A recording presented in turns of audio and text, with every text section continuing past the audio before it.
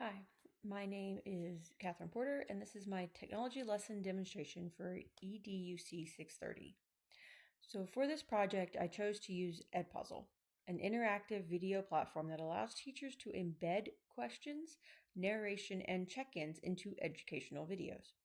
This is my first time using Edpuzzle in depth, and I wanted to explore how it could enhance a 7th grade ELA lesson, focusing on the identification of theme in literature. So let's get started. The standard I'm targeting is an Arkansas Standard 7 RL2, which asks students to determine a theme or central idea of a text and analyze its development over the course of the text. So what we do is we're going to go in and I'm going to show how I found a video. So you can go in here and just click and you can kind of see what I've looked up before for theme options. My 7th graders are looking at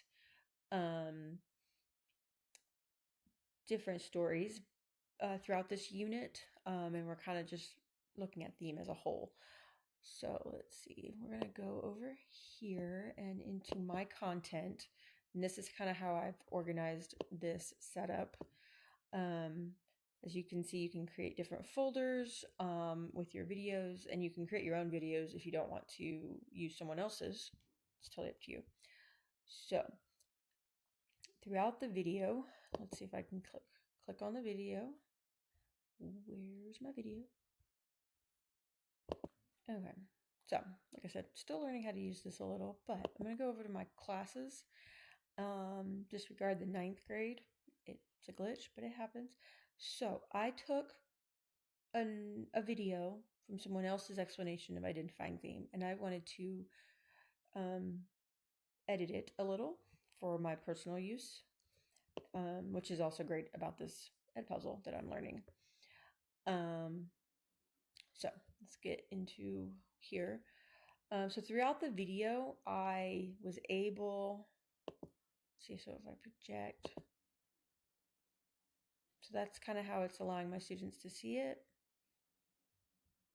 Let's see, so there's our live mode. So like if I wanted to put this on the big smart board, if you have one. So throughout the video, I added custom questions to help students stay engaged and reflect as they go. I changed the audio to my own, of course, asking multiple choice prompts and engaging those students as well.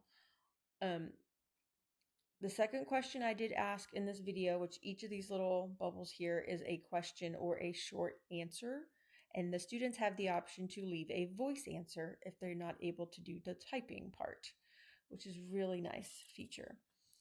And I added and finally I added an open-ended reflection question, asking students to connect the idea of theme to their own life experiences. As you can see, I'm going to exit the live mode here. And yes, exit live mode. And then that brings us back to, you could say, the teacher side of things. And like I can post this into my Google Classroom, which is great if that's something you're choosing to do. You can edit the assigned videos. I assigned it to my students. And so as they answer things, it'll show up here. It'll show the questions maybe they struggled with, or I can see how their thinking is. I edit it here. If I edit this assignment, so like here's my questions, and it kind of tells you when the questions would show up in the text itself. It's a very fun thing to learn, and I'm loving it.